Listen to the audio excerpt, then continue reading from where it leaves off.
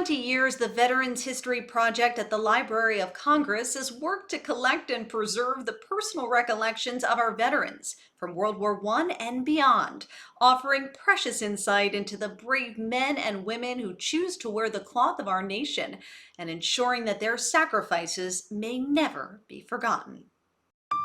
Memory, remembrance, collective memory. These are all themes that really connect participants of the Veterans History Project to the Library of Congress. The Veterans History Project is one of the most popular projects at the Library of Congress. We are underneath the umbrella of the American Folklife Center, and our mission is to collect, preserve, and make accessible the firsthand remembrances of our nation's veterans and also Gold Star family members. The genesis of this was Father's Day weekend at the family picnic table with my father, who was Korea generation veteran, my uncle, his brother, who flew bomber missions in the Pacific during World War II. And they started sharing their stories about serving in their capacity. And I had two little boys at the time, toddlers, and I told them, wait while I ran into the house to get the family video cam in order to record it so that my sons will have that with them when they get older and can appreciate what their grandfather and great uncle did. And I got to thinking, given today's technology, we need to be doing this nationwide. Every family should be reaching out to the veterans in their family, asking them to share their stories of what it was like to serve our country and the sacrifice that they made in order to preserve an important part of American history. Initially, it was World War I, World War II, and Korea focused. It now goes through the current conflicts, and we have over 111,000 individual stories. And those are accumulated through things like 30-minute or longer interviews, 20 or more pages of memoir, journal, or diary, 10 or more original photographs or letters. All of these together as individual buckets of participation share the narrative arc of each individual veteran's story. Veterans often don't feel that they have the opportunity or maybe never been asked to share their story. And sharing their story, I think, is just so inspirational because you never realize the challenges that maybe a person goes through in the course of their lifetime to be able to get to where they are. My mother had been killed in Vietnam during the war, and I was picked up off the side of the road and then given to a South Vietnamese Marine. That South Vietnamese Marine then took it upon himself to bring me to the Sacred Heart Orphanage in Da Nang. A few months later, a U.S. airman named James Mitchell, who was stationed at the air base in Da Nang, they put baby number 899, known as Tran Tinach Big, into his arms. And in September of '72, I was fortunate enough to be adopted and brought over to the United States to start my new life as an American child, living the American dream.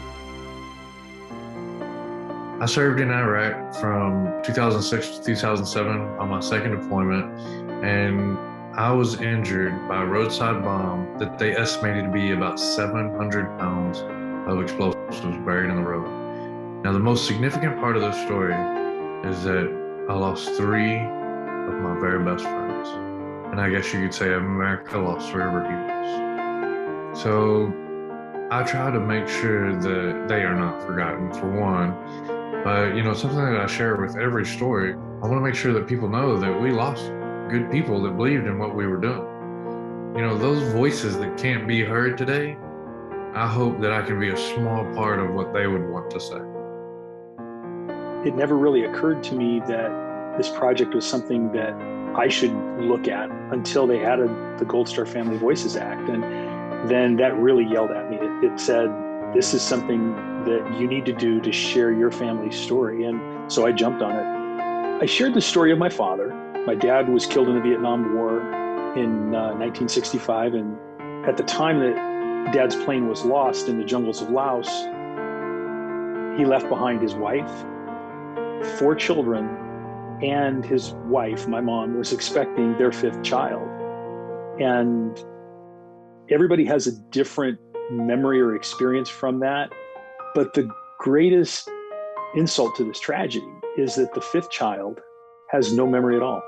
He has no photographs of him with his father. He has no memory of ever seeing his father. His father never saw him. And that is something that even today 56 years after Dad's loss, it is painful for me, for my siblings, for my mother, but most especially it's painful for my youngest brother. When I was done, I had spilled the cup. And that's what appealed to me, is the opportunity to tell a story, hopefully to set some kind of example so that folks would look at this and say, I need to do the same thing. We veterans have a wonderful story to tell, not just in terms of what we did over the course of our military career, but also I think the most important part is we're from all walks of life. And we all came together and we had to work together, all in the name of supporting and defending the Constitution of the United States. So the Veteran History Project is capturing that information, which I think is so important to the American public to understand. Veterans Day is a moment to pause and to reflect. We like to take it as an opportunity to encourage people to at least set up an appointment to interview the veteran in your life and ask for their story for your benefit and for the benefit of the nation. Join us.